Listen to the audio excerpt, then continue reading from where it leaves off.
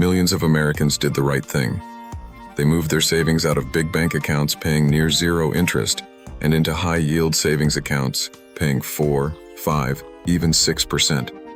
They felt smart. They felt responsible. They felt like they were finally making their money work for them.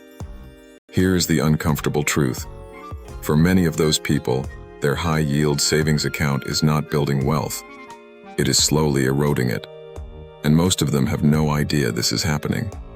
This is week 20 of The Algorithm Investor. Today we are covering exactly why your high-yield savings account may be losing you money in real terms right now, and what to actually do about it. Let us start with the most important distinction in personal finance that most people have never been taught: the difference between nominal returns and real returns. A nominal return is the number your account shows. Your high-yield savings account says 5%. That is your nominal return. A real return is your nominal return minus inflation.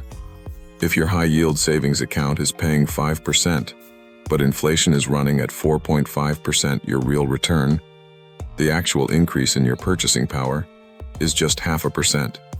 0.5% on savings you thought were earning 5%. That is not building wealth. That is barely maintaining it. And in months where inflation spikes above your savings rate, which has happened repeatedly in recent years, your real return goes negative. Your account balance is higher, but everything it can buy is worth less. You are losing purchasing power while watching your number go up. This is the high-yield savings account trap.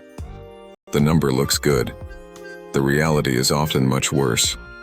Now let us talk about why this matters so much more than most people realize. When you hold money in a high-yield savings account, you are making an implicit choice. You are choosing cash over investment. And that choice has an opportunity cost: the returns you would have earned if the money had been invested instead. Over the past decade, the S&P 500 has returned approximately 10% per year on average.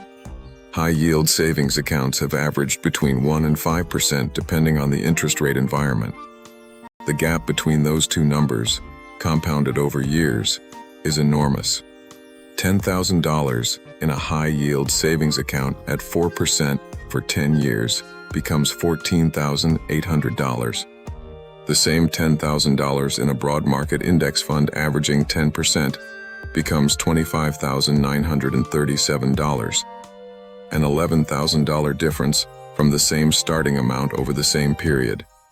Now here is the critical nuance that separates smart money management from simplistic advice. High-yield savings accounts are not bad. They serve a specific and essential purpose. The mistake is using them for the wrong things. What high-yield savings accounts are genuinely good for: your emergency fund, 3 to 6 months of living expenses that must be liquid and stable, short-term savings goals with a timeline of 1 to 3 years, a house down payment, a wedding, a car purchase. Money you genuinely cannot afford to lose or have temporarily declined in value. What high-yield savings accounts are wrong for: long-term wealth building, retirement savings, any money with a time horizon beyond 3 years, money you are accumulating for eventual investment. The distinction is time horizon. For money you need soon, high-yield savings is exactly right. For money you will not need for years, high-yield savings is one of the slowest wealth destruction mechanisms available. Not because the rate is bad, but because it cannot match the long-term compounding power of equities. Now let us talk about the interest rate environment specifically in 2026, and why it makes this conversation more urgent than it has been in years.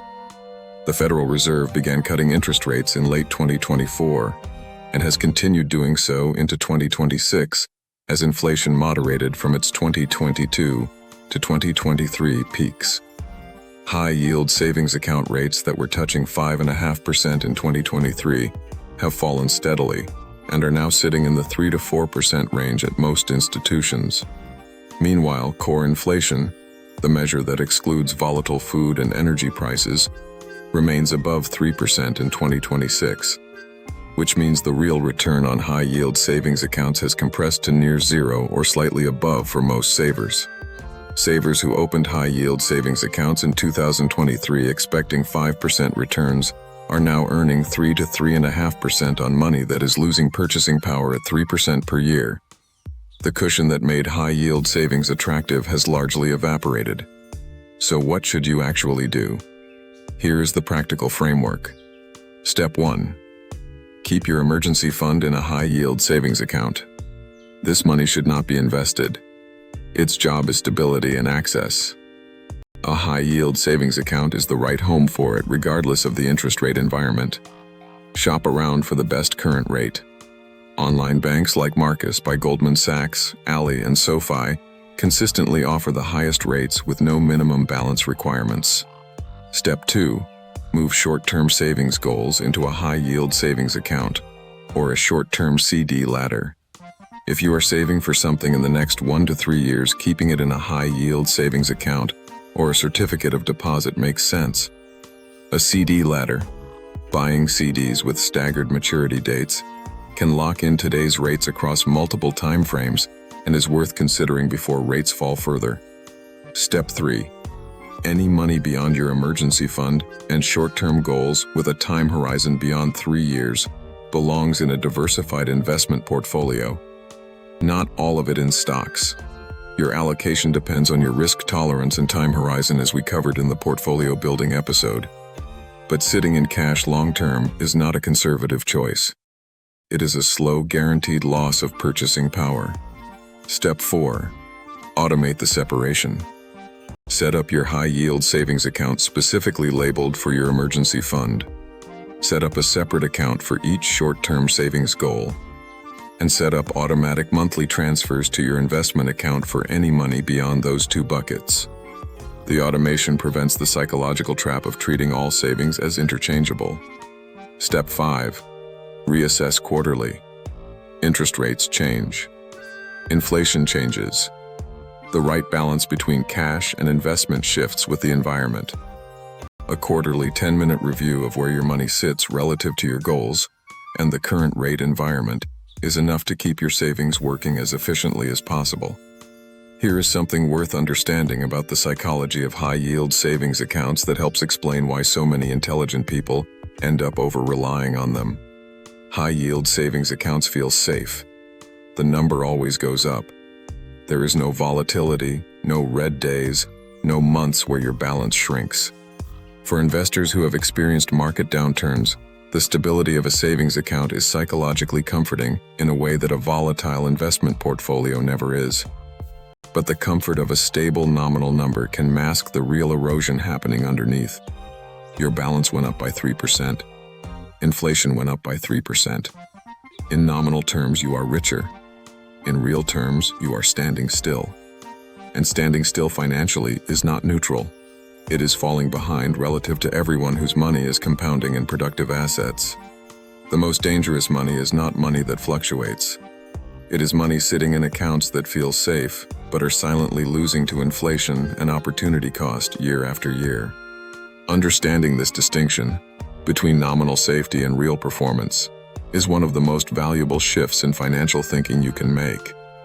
It changes how you evaluate every savings and investment decision going forward. Your action plan from today. Open your high-yield savings account and check the current interest rate. Find your most recent inflation figure from the Bureau of Labor Statistics. Subtract. That is your real return right now. Then ask honestly, is every dollar in this account doing the right job? Emergency fund, yes. Short-term goals, yes. Long-term wealth building, it belongs somewhere else.